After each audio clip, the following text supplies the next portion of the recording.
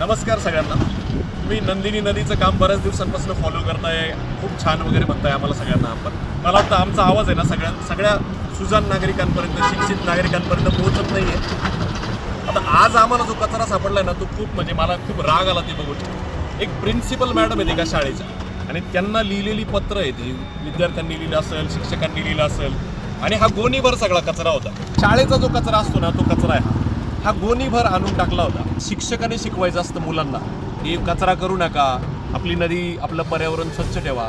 त्या शिक्षकांनी हे जर उदाहरण सेट केलं विद्यार्थ्यांसमोर, तर काहीच उपयोग नाही ना आमच्या कामाचा.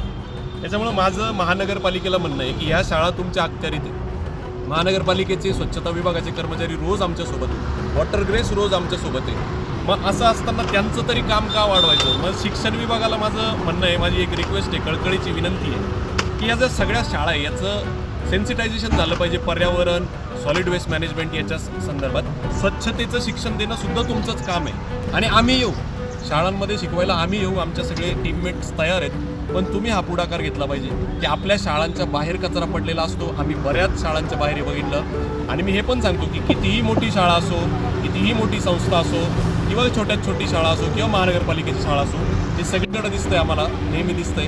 त्यामुळं याच्यावर आपण लवकरात लवकर ॲक्शन घेणं गरजेचं आहे. आणि तुम्ही नागरिकांनी तुमच्या शाळेतल्या मुलांना, तुमच्या शिक्षकांना, म्हणजे शाळेतल्या तुमच्या पाल्यांचे जे शिक्षक असतील, प्रिन्सिपल असतील, त्यांनाही जाऊन सांगा की अहो, आपल्या शाळेचं नाव खराब.